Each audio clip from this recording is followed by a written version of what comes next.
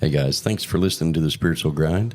We hope you enjoy it, and don't forget to follow, hit the little bell for your notifications when the podcast is posted, and like, follow, and share with your friends. We hope you enjoy it. Leave a comment if there's any topics that you want us to speak about. Like, follow, share. Thank you very much, Dr. Jenny.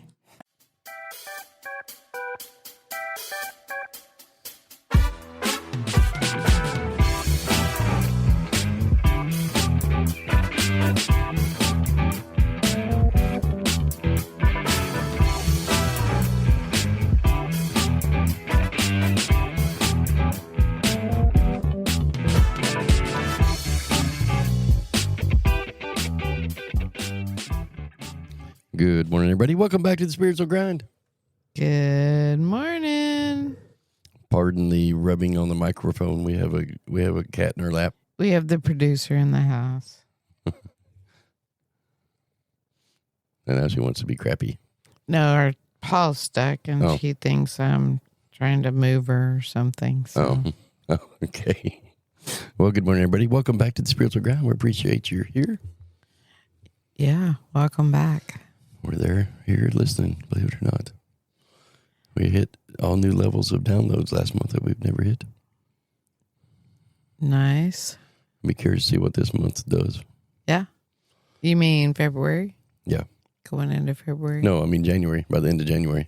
Oh, yeah, because we're down to the last few days of this month. So. I'll be curious to see what the monthly numbers are because everything's up. We're up about 70% on downloads. Across the board? For this last month. Yeah. It's been a pretty good one. Mm-hmm.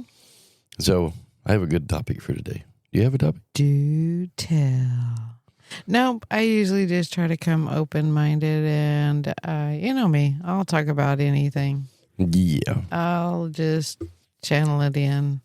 Most people find it interesting that I guess, am more of a impromptu kind of person. Yeah. Like, I don't want the script beforehand. Yeah, she never does, by the way. I always bring it. I don't necessarily even want a whole lot of information when I'm working with clients. Yeah. Unless they just feel like they want to conversate about it to give the energy somewhere to have an outlet. Yeah. You know, for almost 2 years now, I've been asking every podcast, do you have a topic today? And I think that I can remember once that you had the topic. Yeah, only just a couple of times when I'm very passionate about a certain topic that I feel like needs to be talked about. Conversation. Yeah. I kind of go into that collective place, and if there's not really anything pressure or the topic you bring is not going to touch on it, then I just kind of let it go. And I definitely am one who prefers to just channel the information. It actually feels like it's an easier way of life than to humanly think through the information. Yeah, like today's thing is, for me, I debated on two different topics. Oh, maybe we can intertwine them. Well, when I was in the shower, I was thinking about this one thing that is big in our world, in our tribe. Oh, God. And naked in the shower, thinking about this one thing that's big in our tribe. world. Yeah. Okay. I'm going to leave it there. Yeah, I would leave it there. And that is metaphysicians, people that live in our world. Yeah. We have a tendency to take on other people's crap. Say more.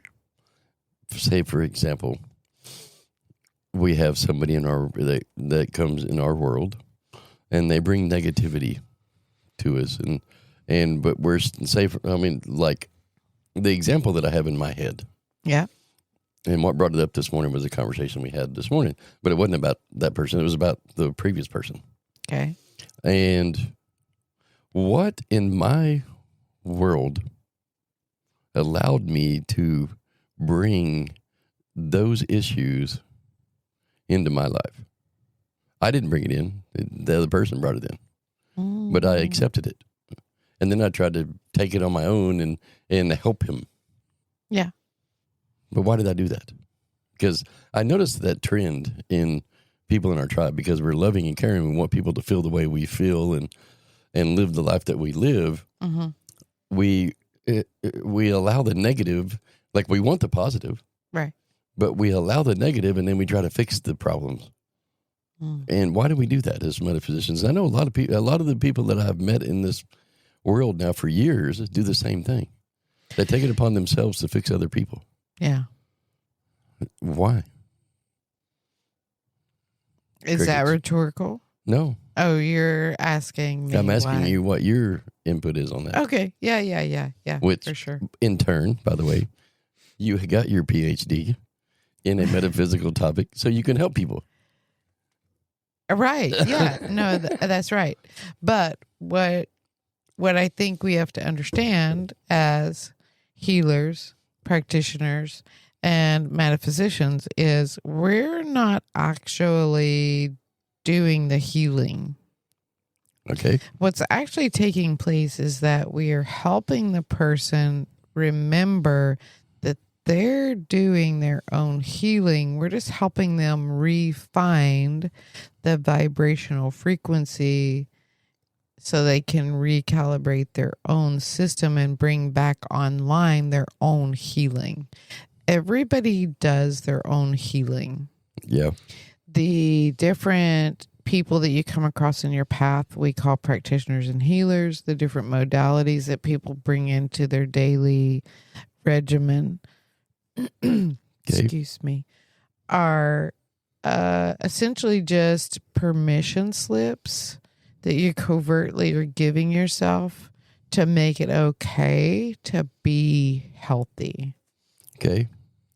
And if you don't understand the concept deeply, then you'll think that it's the stone making you feel better. You'll think that it's the energy work that's making you feel better. You'll think that it's the healer that's making you feel better, and that's how gurus get created in people's minds.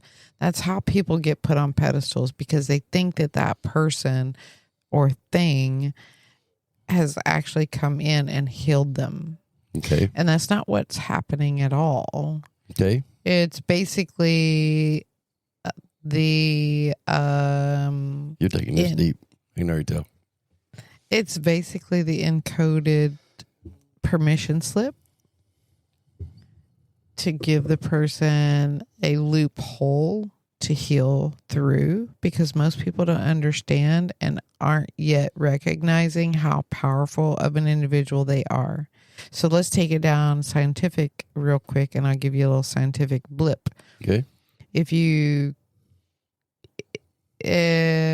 explore physics, they literally make the statement that there's enough energy in the human body to run the planet, for example. I don't remember exactly whether it was a planet or the whole city of New York or what, but a pretty substantial area. Okay. To run that area, pretty large area, with just the energy that we have in our body. Mm-hmm. So if we're that powerful, then we can heal ourselves, and we do. That's essentially what's happening. And then the stone in the presence theory is kind of like the yawn theory.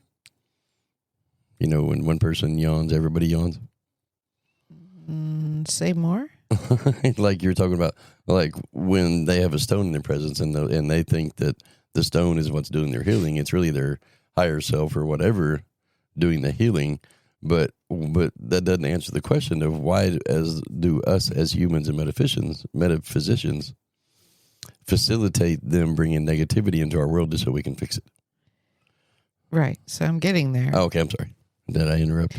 Right. Okay. Because the fixer syndrome or the fixer mentality is what's tripping up the system. Yeah. You're not fixing anybody. Okay.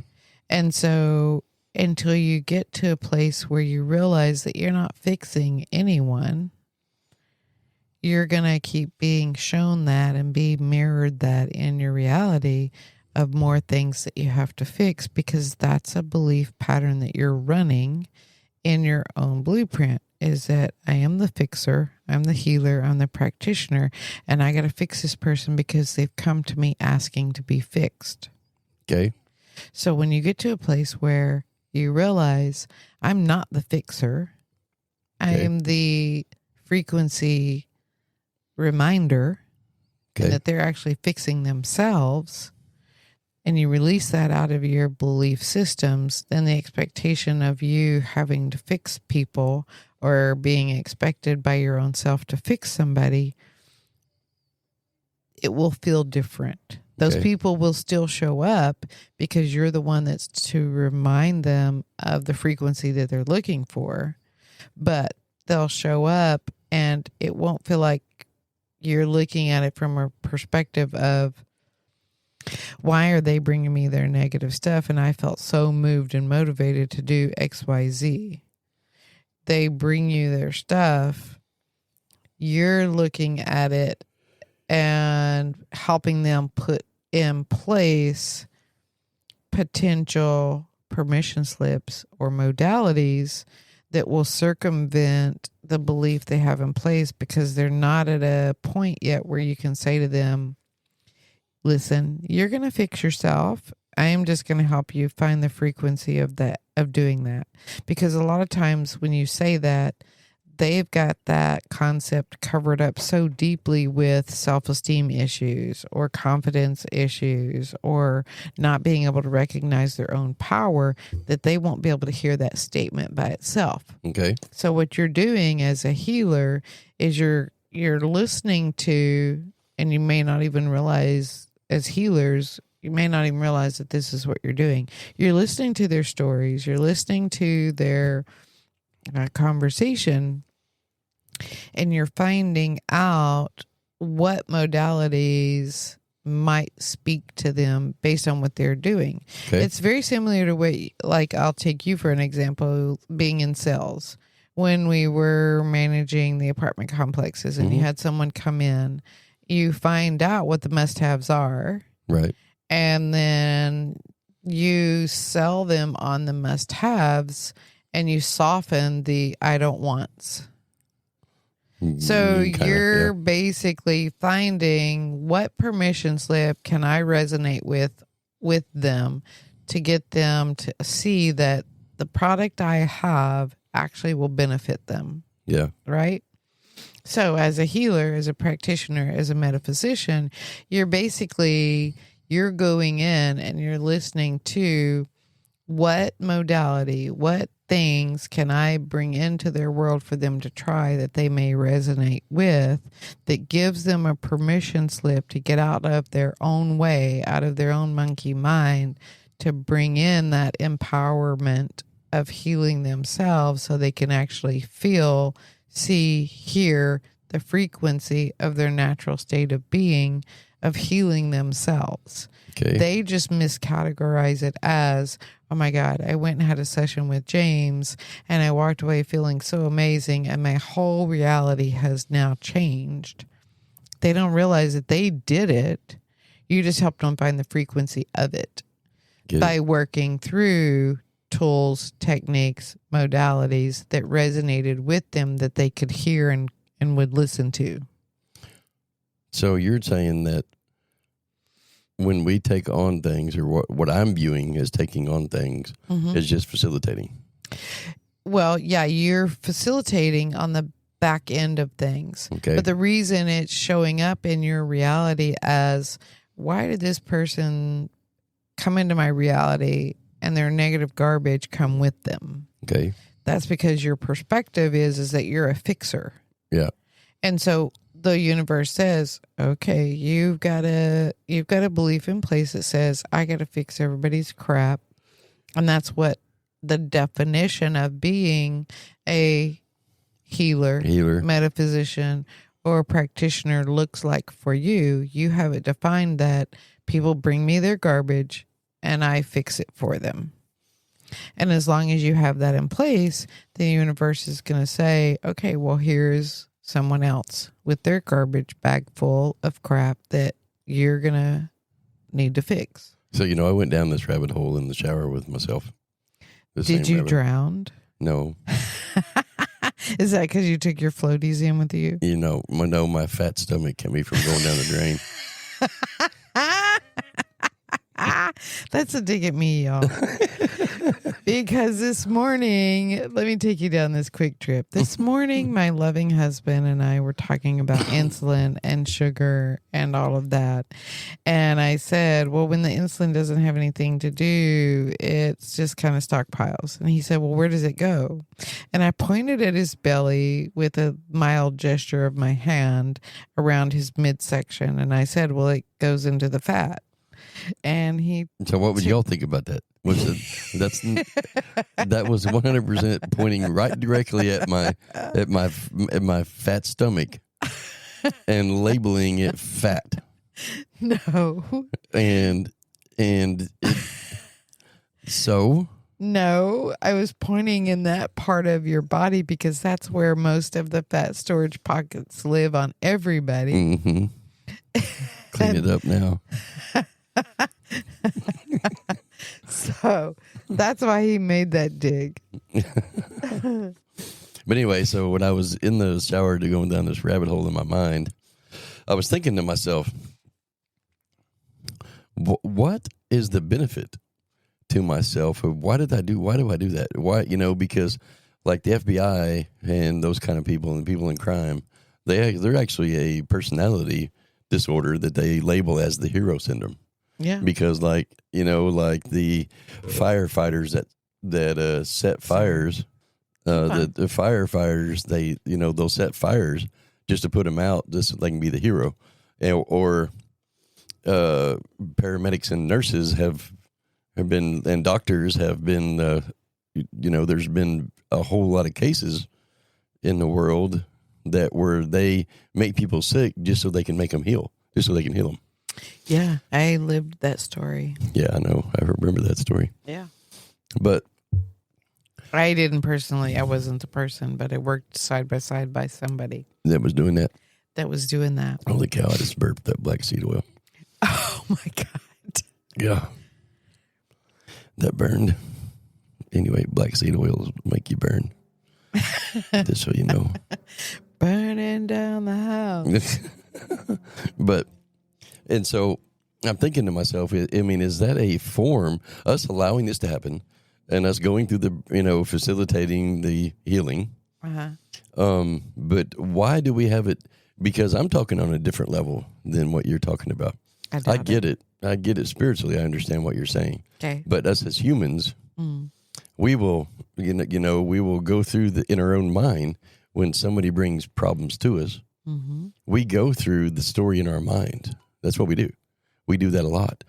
Was that your phone? I'm trying to ignore it so I don't have to put money in the jar. I was like, oh my God, it's going to just keep going and he's going to recognize it. He hasn't said anything yet. Dang it. And so that jar's getting quite heavy. I know, right? That's like 3 in a row you've done that on. That jar is getting very heavy. I'm a good boy. Mine's all turned down. If we went and exchanged that jar, there'd probably be a couple $100 in there. Because sometimes I can edit it out, but sometimes I can't. So we'll see what happens. And so sometimes, or what I'm talking about is the different level, because we will go through the story in our conscious mind and put ourselves in the spot that they're in. And when we get to that spot, we have a tendency to take on the feelings and the emotions. And we as human beings, we're emotional beings. That's what we do.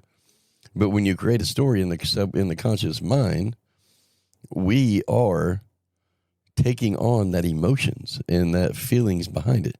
Let me ask you a question. Mm-hmm.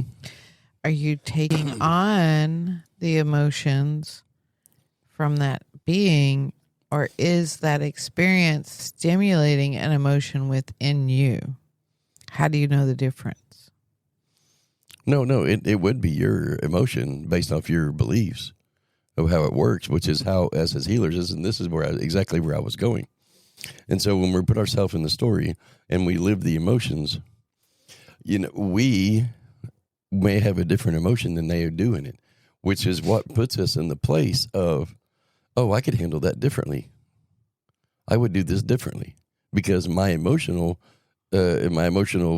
story that's being created, it may not be the same emotion or experience that person is experiencing. But yet we take it in, we take that story, and by our own belief system, we create a story in our head of what that person has went through.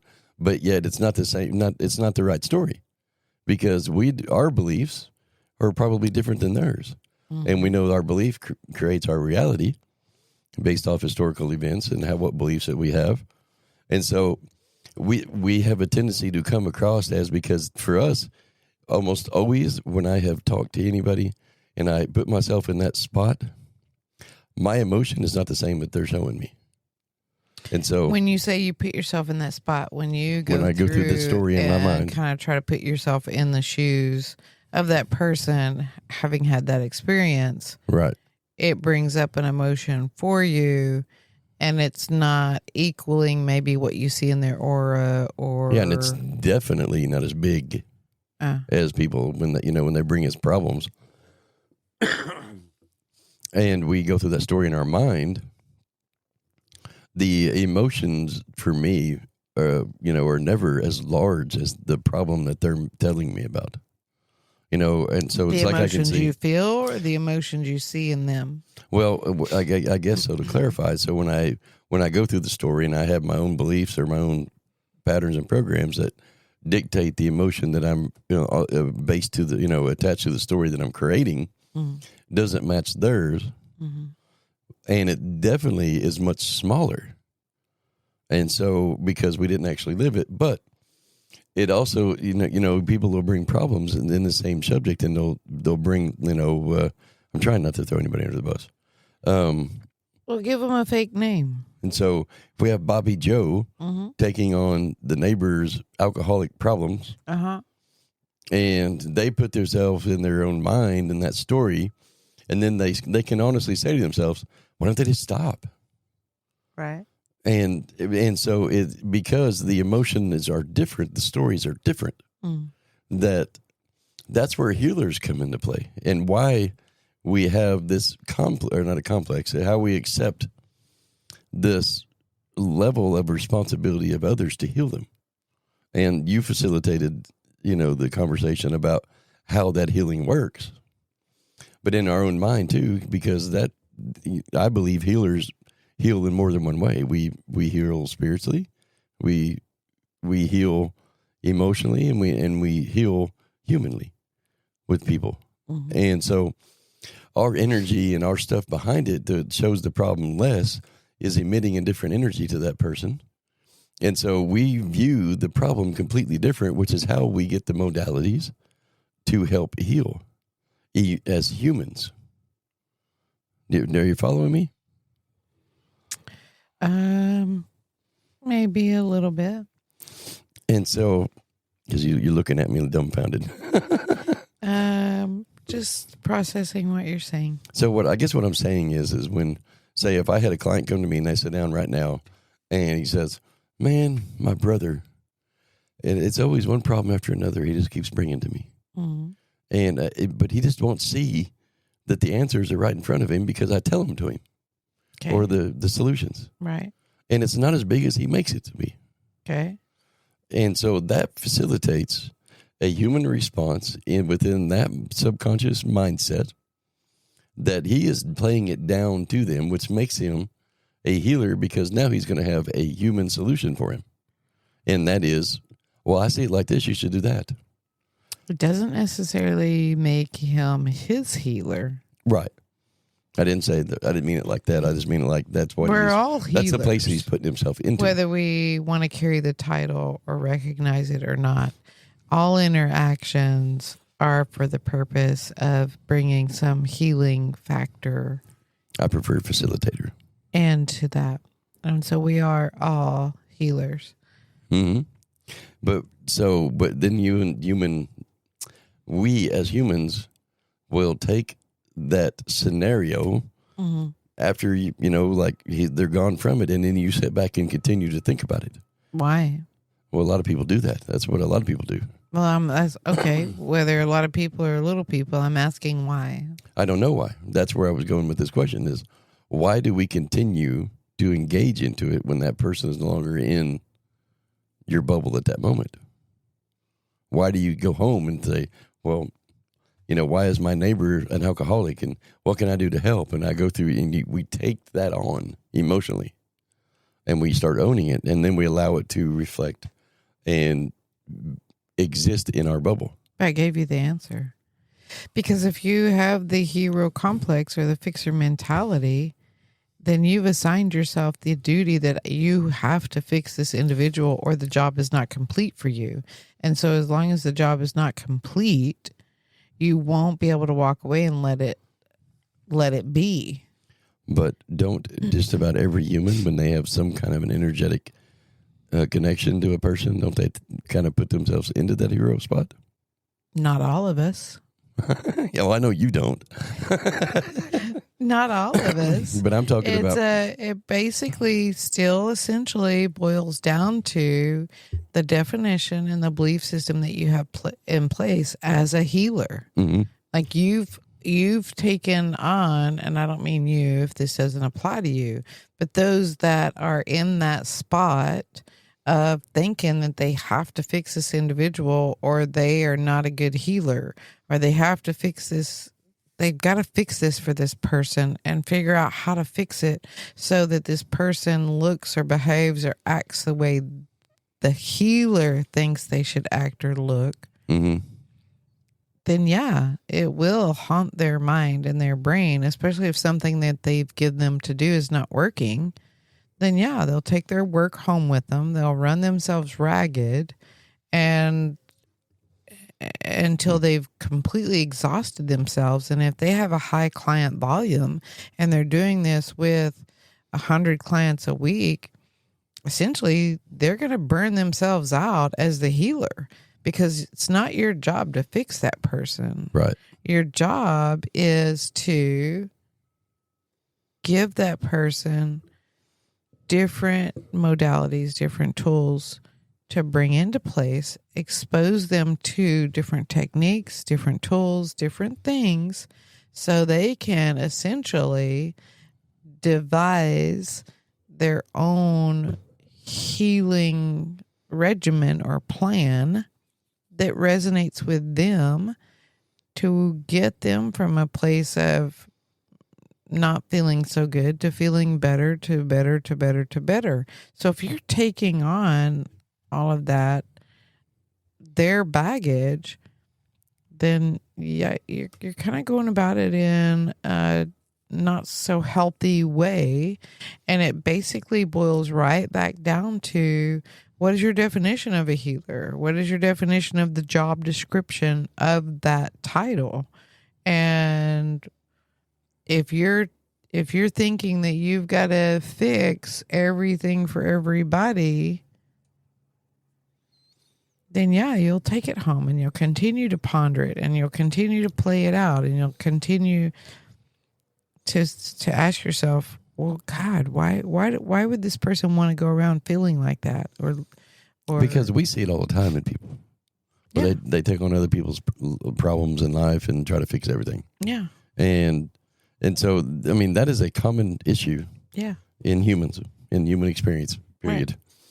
And so how do we teach people to, it's okay to bring somebody into your bubble, walk away from that person that's in your bubble that day and not think about their problems? Because that is the hardest part, I think. Just like we're doing. You bring that person to the awareness that they're doing it. You make it sound so simple. You teach them that their definition of being a healer is a little bit out of whack. Okay. Help them redefine what a healer is. A healer is not a fixer. Agreed. A healer is not a person that takes on somebody's luggage and carries it around for them for a while. Okay. Those are not beneficial things. A healer is an observer. And facilitator, I think. A healer is a facilitator, but also an observer. So if you're going around carrying around the emotional aspect of it and beating your head against the wall, then you're not being a beneficial healer. You're actually setting yourself up for complete and total exhaustion. Oh yeah, totally. I agree. And behind that, I think and some people, they don't know that they're doing it. So awareness is number one key. That's where I was going. Is behind it is that we have, like, a lot of people that we know and have worked with or whatever, they don't realize that they're actually taking on other people's baggage. Like you call it, and that's what we've called it for years, is why are you picking up somebody's bag or luggage or their baggage and carrying it with you? Right. They don't know that they're doing it. Right. And what they've done is they've learned that style of life from somewhere. And they just think that it's normal. Okay. They think that it's a normal way of life, and they've never been shown anything differently. Okay. And so by retraining a habit that got normalized, then you're teaching them how to normalize a new habit that feels less draining. But before you can do that, you've got to help them see the new definition and help them put that in place. And that's where you're a facilitator, because you got to figure out what's going to resonate with them. Is it a guided meditation where they visualize a chalkboard, writing it out, and then erasing it and writing the new definition down?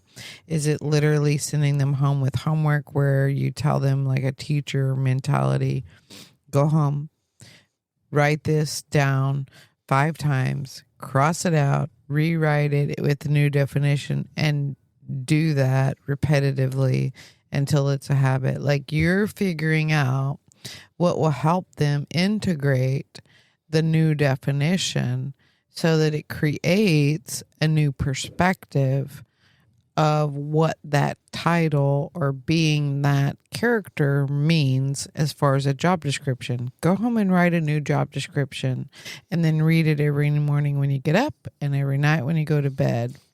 And so we have discovered, and through this, we have really explained why people do this. Now, what do people do when they've already committed to somebody doing it already? How do they get out of how do they break the cycle of doing it? Well, I mean, that is a very, very good question. And it is easier said than done, especially if it's a very intertwined relationship. Sometimes the only way to do that and to untangle the mess is to just clip the cord and walk away and let the energy die down and have no communication, depending on how volatile the action is and how deeply the other person wants out of the construct that's being created will depend on the course of action. Stop participating in it, first of all. Recognize when you're participating in it, and then stop. Like, if it's a smaller surface interaction where you're friends with somebody and they are complaining a lot about this or that, and you just want to be out of the gossip and you want to stop hearing somebody complain about their daily shitty life when you see them taking no action, you simply set a boundary in place and you tell that person, right, I still want to be friends with you, but you are a very negative individual, and I no longer want to talk about these topics with you. When we're together, we can talk about things that are more positive or neutral, but my boundary to you moving forward, if you want me to continue to interact into your life, is I'm not going to do this woe is me, complaining about my reality or other people or gossiping about other people. You got to identify what it is you don't like. Right. And then identify what boundaries you want to put in place. And if you're trying to salvage the relationship, you throw that out there and you see if it survives. But you have to go easy and understand that if it doesn't survive, it wasn't meant to survive. If it's a very toxic relationship where there's some sort of abuse to you by another human being, or from you to another human being, or even like a chemical abuse, and you vehemently do not want to be a part of that exchange anymore, then you cut ties and you walk away and you conversate not with that person at all. Sometimes not via text, not via email. You just walk away and let them have their reality, because it's not your monkey, not your circus. Right. Well, and I swear you channel my mind sometimes, because the key to it that I think that I understand the most about is setting boundaries. Yeah. And because it's okay for you to help people. It's okay for it's okay for anybody to help somebody through an issue or through a problem and walk away and or stay friends with them. It's okay. Mm-hmm. But what you don't have to do is continue to take on their stuff. And if you are, then you need to look at yourself. That's right. And look at your beliefs. Because you're having some kind of a issue behind it. Reality is mirroring to you where you could tweak your own process, upgrade, cleanse yourself of your own baggage. Right. And so boundaries are the key to that too. Is you can stay friends with them, but you have to make sure you have clear, concise, understand this is the consequence boundaries if you break this boundary for me. And then honor that. And yes, 100%. If you set the boundary in place, but then they cross that boundary and you don't put the proverbial consequence in place, they're going to just keep doing it, because then they don't trust your word, and they know that boundary is not a set in stone thing, and that eventually that's why people say, I set my boundary and we were good for a couple of weeks, and then next thing you know, I turn around and we're right back where we started. That's right. Because somewhere in setting that boundary, you didn't hold them accountable to the contract the boundary honors. Yes. You let them get away with something, and that told them, okay, this is not truly a boundary.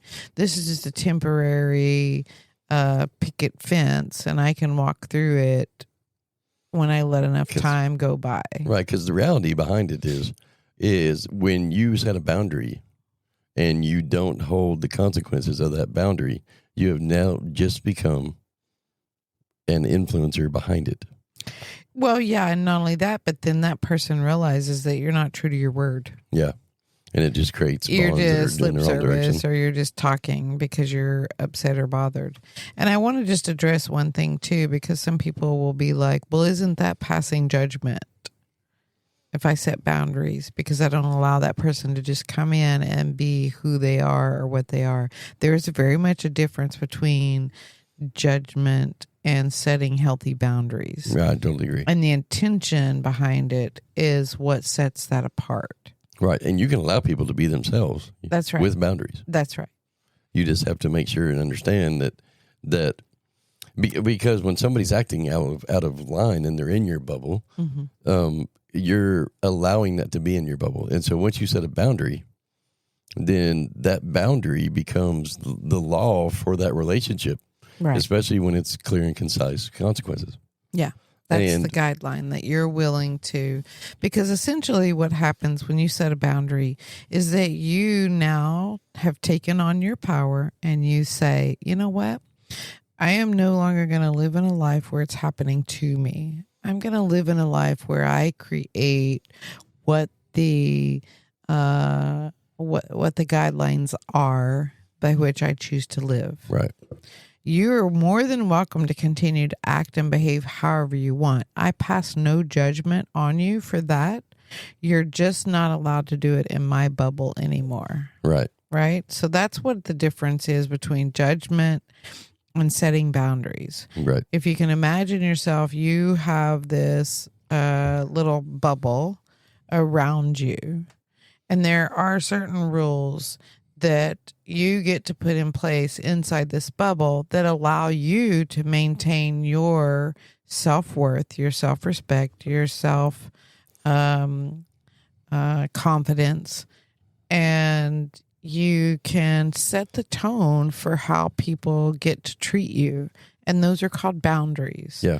Not revenge, boundaries. Right, I agree. So it doesn't look like, okay, this person came into my bubble, they did this, it pissed me off, so now I am going to say to them, okay, we're not friends anymore, stop texting me. That's a revengeful intention, and it won't hold for very long because you did it from a different energy. Right, and it created different energy. Right. But when you get clear about the fact that it is more important for you to feel healthy, whole, and at peace within your bubble as your own personal sanctuary, then you begin to set boundaries with healthy intentions, and you get to say, I don't care who you are. If you don't treat me as good as I treat me, you don't get to cross this line. Right. And the minute that person, no matter what their title is, boss, friend, family member, crosses that line, then it becomes easier for you to say, I'm sorry, especially when you have very concisely communicated that to the individual. I don't like your behavior. I'm not going to let it in my bubble anymore. And if you want to meet me in that space, then this is what has to be done because I don't live that life anymore. Right. Then you give them the space to modify their character when they're in your bubble. And if they don't, then you get the choice of instilling the consequences of crossing that boundary. Just make sure when you put a boundary in place, you're willing to do the follow through of the consequences. Well, that's what a lot of people got to understand is boundaries are not telling people how to act. No. Or do or say. It's a boundary is something that you're telling people, you're telling somebody else, I do not want this to happen. In my bubble. In my bubble. Right. And it's not, they can go do whatever they want to somewhere else. Right. But it's only when they come into your bubble that boundary is for. Right. Exactly. And that's where a lot of people think that you're telling people how to live. You're not telling people how to live. Or you're telling people how to act or do things in my presence. That's right. Because I don't want to be around. And if you choose to break that consequence, then I'm going to remove myself. I'm not asking you to do anything. Mm-hmm. I'm going to remove myself. That's right. From the situation. Yeah. I'm going to take me in my bubble and we're going to go inhabit some other space-time continuum. That's the difference between judgment and setting boundaries. Correct. Yep. And so I think the last topic of this would be understanding when you're done and when you're tired. Okay. The difference between. Do tell. So when you're done and tired with what? When you're tired of something, mm-hmm. It's when you just keep saying to yourself, why am I letting myself do this? I'm tired of it, because you're really not doing anything about it. You're just speaking about it. You're just talking to yourself in your own mind about something that you don't like or you're uncomfortable with. Mm-hmm. And when that differentiates between, I cannot do this anymore, now I'm done with this, mm-hmm. Here is my consequence. Mm-hmm. Here is my boundary. Mm-hmm. As understanding and distinguishing between the two of when you're tired with something and when you're done with something. Yeah, that's very easy as well, because I make things sound so easy, right? I know, right? So how you differentiate between I'm just exhausted and I'm done. Right. With conviction in your heart. Right. When you are actually done with a contract, a scenario, a topic, and you're ready to set that boundary in place and you're actually done, period, hard stop, then there is no second guessing the consequence that follows, even if it means the relationship changes and looks differently and that person is no longer in your bubble on a daily basis. But you have conviction in your heart and you're okay with the consequence that you've put in place. You can take it, you can leave it. It's okay to stay, it's okay to go, because you're done. You've set that piece of luggage down. You no longer want to carry that belief, or you've retrained that belief or that habit, and you're absolutely done with it. Then there is no validating story that needs to be told when you, for example, and I'll take my personal situation so we don't have to call anybody out because I'm done with it, right? Mm-hmm. My mother has a very toxic personality.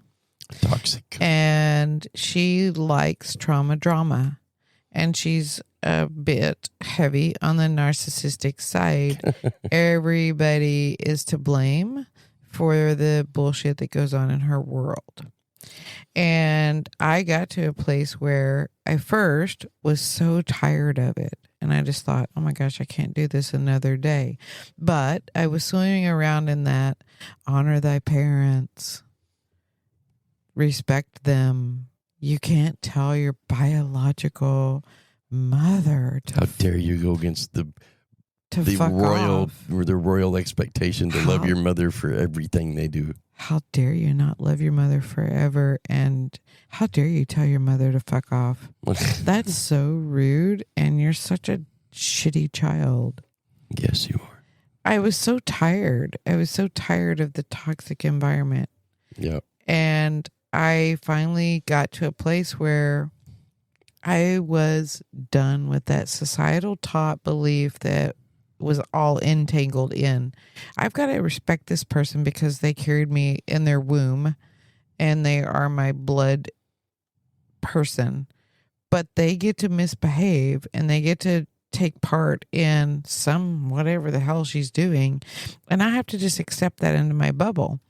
No, I don't. I can love you, but I don't have to have you in my bubble creating your ruckus and have your lifestyle be in my daily environment. And so I became done with it. Yeah. And the minute that I became done with it, I fully was okay embracing the whole concept of what setting that boundary means, having that conversation, and then holding to the consequences. And whenever that boundary got crossed, I did just that. I fell off of the face of the earth to that individual as if I don't even exist in her world. She doesn't even know if I'm dead or alive. I don't really know if she's dead or alive because I removed myself from her bubble and I no longer participated in the area of the earth where she swims around. Yeah. I started not participating in it. And what that looked like for me was I stopped going to family events that had these individuals in them that were living in that toxic lifestyle. And I was okay with it. There was no remorse. There was no inner dialogue that needed to happen anymore. I was just simply okay with it because I came to a place of knowing I can love these people from afar. I just don't want them in my bubble. So I'm going to take my little bubble and I'm going to move myself away. I'm going to take my toys and go home. Right. I am just going to remove myself from their bubble. I'm not going to participate in their little gatherings. I'm not going to participate in their social gibby gab. Yeah. And that's how it worked for me. When you are done, that's what that looks like. When you're only at the place where you're tired, you'll second guess yourself. Yeah. And continue to let it happen. Even when you go to that person and you try to set a boundary, you'll feel like you want to bring with you a justification story. Mm-hmm. And you'll have this conversation of, look, and you'll try to sugarcoat it because you don't want to hurt anybody's feelings because you're still trying to honor not stepping on anybody's toes or hurting their feelings. And, you know, none of us want to hurt anybody's feelings, but setting boundaries sometimes will hurt people's feelings, but that's their issue, not yours. If they're having the emotional response to something that you did or said, that's their own baggage that they have to look at, and that doesn't mean that you have to carry it or take it on. But when you're just tired, you will go to that person and say, I don't really care for the type of interactions that are going on when we sit around and complain and fuss. And when they cross that half set boundary that you kind of put out there without trying to hurt anybody's feelings, then you go to them the second visit and you say, okay, well, the last time we got together, there was a lot of shenanigans that went on. And because of that, I am not going to the next family event because I don't want to be a part of the trauma drama that's taking place. That whole story that you just had to tell to convince them that I need you to be okay with the fact that I'm not going to show up to next year's family reunion because I don't want to take part in the garbage that takes place. That whole story and that justification comes from a person who's tired and not done.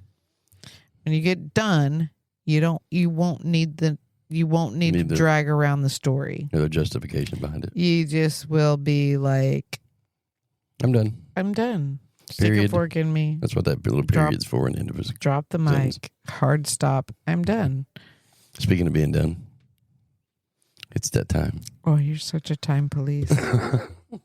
Did you have any more No. I think. I didn't have a whole lot of conversation anyway. Are you Mr. Strawberry Bear Bestest friend?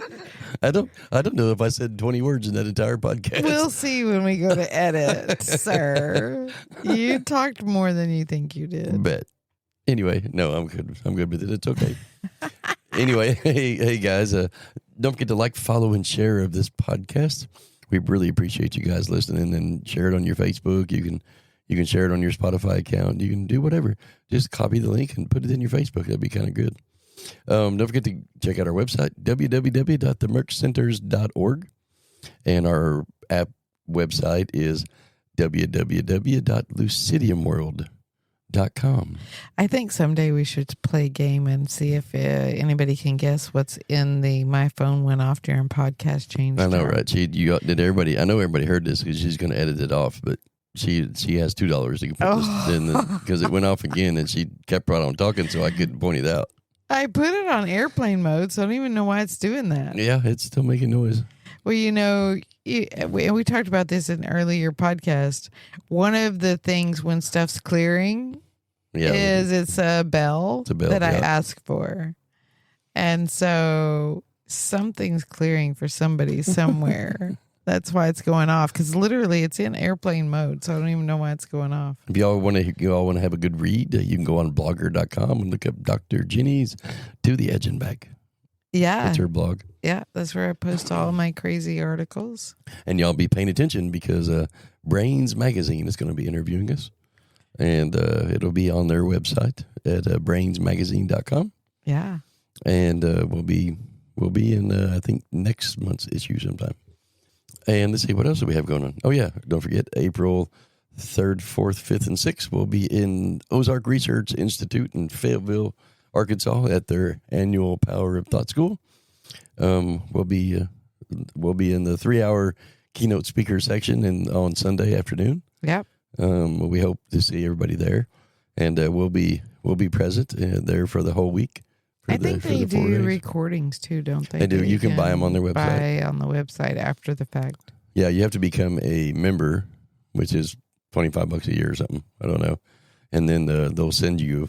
All you do is request a copy, and then all you do is pay for the expense. Yeah. If you're not a member, it's like $25, I think, for the actual DVD. I see. Yeah. But anyway, and then we'll link that into our website as well, so people will be able to see it afterwards. But I do know that she had mentioned that this year they're going to be live streaming it. So, nice. So that'll be kind of fun. And I planned on live streaming ours anyway. So, okay. But anyway, guys, we appreciate y'all listening, and we'll see you next time. And we hope you have an awesome day. Love ya.